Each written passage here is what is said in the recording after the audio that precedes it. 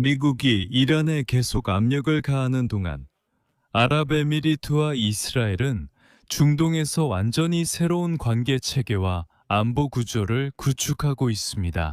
아랍에미리트가 석유 수출국 기구 오펙과 오펙 플러스 그룹에서 탈퇴하기로 한 결정은 아랍에미리트와 사우디아라비아 간의 오랜 불화를 드러냈습니다. 동시에 이스라엘은 아랍에미리트의 자국의 방공 시스템을 배치함으로써 페르시아만에서 더 큰 영향력을 얻게 되었습니다. 이것은 양국 관계 역사상 처음 있는 일이었습니다. 동시에 미국 대통령은 중동에서 새롭게 형성되고 있는 관계에 분명히 만족하고 있습니다. 하지만 더 중요한 것은 아부다비가 사우디아라비아의 특정한 지배에서 벗어나고 싶다는 의사를 공개적으로 밝혔다는 점입니다. 그리고 이 지역의 주도권을 자신들의 손에 쥐고 싶어 합니다. 저는 알렉세이 피치입니다. 이 주제로 이야기해 봅시다. 하지만 시작하기 전에 이 채널을 구독해 주시고 이 영상에 좋아요를 눌러주시며 아래 댓글로 여러분의 의견을 남겨주시길 부탁드립니다. 또한 제 텔레그램 채널 피치뉴스도 구독해 주세요. 링크는 이 영상 설명란에 있습니다. 그곳에서는 최신 소식을 실시간으로 전해드리고 있습니다. 자, 오늘 5월 1일 아랍에미리트가 공식적으로 두 개의 카르텔, 즉 오펙과 오펙 플러스에서 탈퇴했습니다. 오펙 플러스에서 탈퇴한 것은 이들 카르텔 내에서 정해진 석유 거래 규칙을 크게 흔들어 놓았습니다. 그리고 지금 전문가들은 아랍에미리트의 결정이 아부다비가 불공정하다고 여기는 오펙의 석유 생산 할당량 논쟁을 넘어선 것이라고 보고 있습니다. 문제는 석유만의 문제가 아니라는 점입니다. 만약 석유만의 문제였다면 상황이 달랐을 것입니다. 이것은 더 깊은 관계 단절에 관한 것으로 아부다비가 자율성을 최우선으로 두고 있다는 의미입니다. 사우디아라비아를 따르지 않고 오히려 석유 정책을 자신의 독립성과 외부 지시에 따르지 않겠다는 의지를 보여주는 도구로 사용하고 있습니다.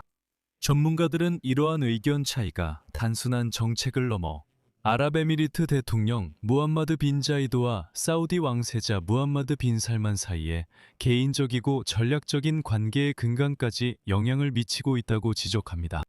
그리고 지금 우리는 페르시아만에서 가장 영향력 있는 두 지도자 사이에 일종의 균열이 발생하는 것을 목격하고 있습니다.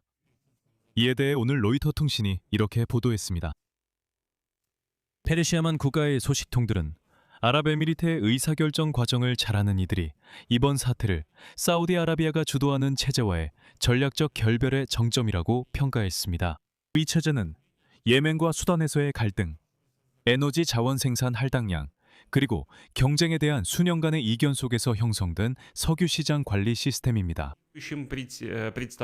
석유 시장 관리 체제는 예멘과 수단에서의 상황과 관련이 있으며 이로 인해 각국은 자국의 예비 에너지 자원 생산을 직접 통제할 수 있는 기회를 얻게 됩니다.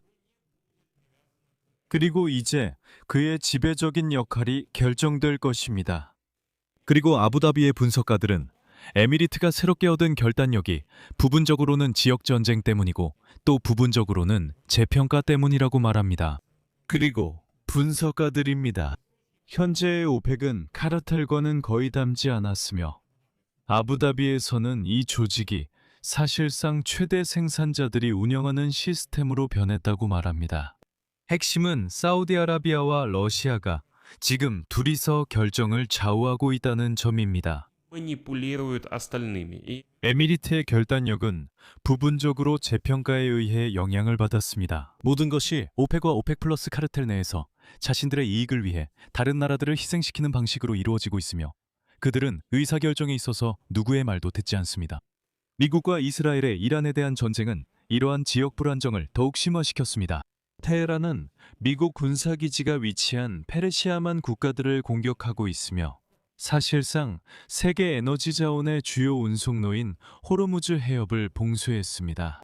따라서 아랍에미리트는 생산을 사우디아라비아에 의존하지 않겠다는 분명한 신호를 보내고 있으며 더 이상 사우디아라비아가 정한 규칙에 따르지 않겠다는 의지를 나타내고 있습니다.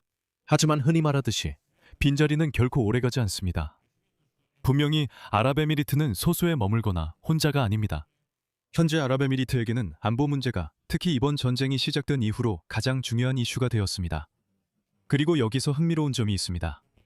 그렇다면 아랍에미리트 대통령 고문 안와르 가르가시는 월요일에 이란의 공격에 대한 페르시아만 동맹국들의 반응을 공개적으로 비판했습니다. 미국과 이스라엘의 공격 이후 주로 이란의 미사일과 드론을 요격하기 위한 방공 시스템을 사용하는 데 그쳤습니다.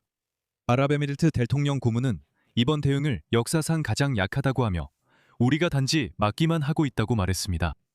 다른 누구도 아무런 반응을 보이지 않았습니다.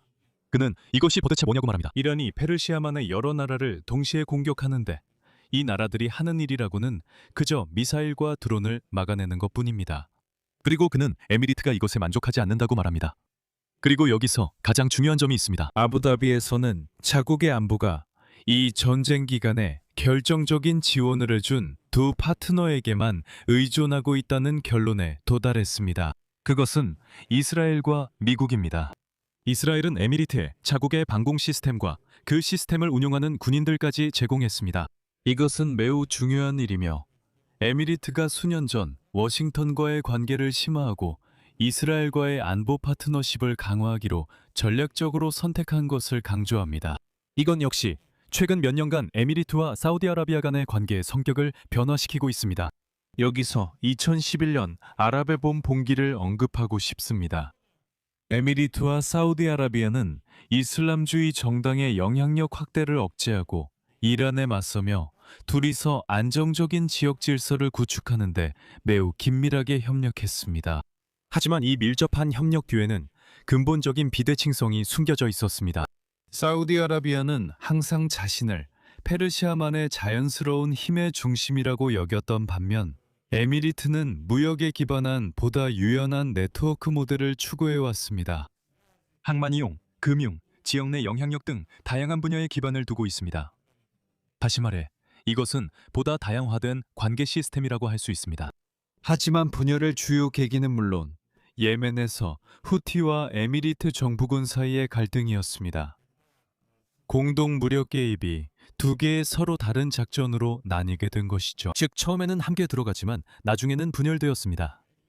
리야드는 단일 국가를 지지했습니다. 자신들의 이익에 부합하는 세력을 지원했고 반면 아부다비는 해상 통제권을 확보하기 위해 남예멘 집단에 기대를 걸었습니다. 분쟁은 수단 문제에도 있었습니다. 아부다비와 리야드는 그곳 내전에서 서로 다른 세력을 지원했습니다. 이스라엘에 대한 입장 차이도 뚜렷하게 드러납니다. 아랍에미리트는 이른바 아브라함 협정의 일원으로 가장 먼저 관계 정상화에 나섰고 안보와 경제 분야에서 협력을 심화시켰습니다. 사우디아라비아는 내부적, 종교적, 지정학적 고려로 인해 이 조치에서 유보적인 태도를 보였으며 공식적인 관계 정상화는 리야드에 훨씬 더 큰 위험을 안겨줄 수 있었습니다. 따라서 지금은 에미레이트가 오펙에서 탈퇴한 것이 단순히 석유나 쿼터 때문만은 아니라는 점을 확실히 말할 수 있습니다. 에미레이트가 이런 행동을 보인 데에는 훨씬 더 많은 이유가 있으며 중요한 것은 이러한 결정이 훨씬 더 많은 지정학적 결과를 가져올 것이라는 점입니다. 그리고 지금 우리는 이미 이러한 현상을 목격하고 있는데 이 지역의 안보 문제에서 일정한 불균형이 나타나고 있으며 이스라엘이 페르시아만에서 훨씬 더 유리한 입지를 차지하게 되었습니다. 여기서 말을 줄이겠습니다. 여러분의 의견과 결론을 댓글로 남겨주세요. 채널 구독과 알림 설정도 부탁드립니다. 그리고 좋아요도 잊지 마세요. 이 유튜브 채널의 활동을 지원하고 싶으시다면 어떤 형태의 후원이나 유튜브 멤버십을 통해 참여하실 수 있습니다. 모든 링크와 정보는 영상 설명란에 있습니다. 다양한 플랫폼과 방법 중에 맞는 것을 선택하세요. 지원에 감사드리며 오늘은 여기까지입니다. 건강 조심하시고 안녕히 계세요.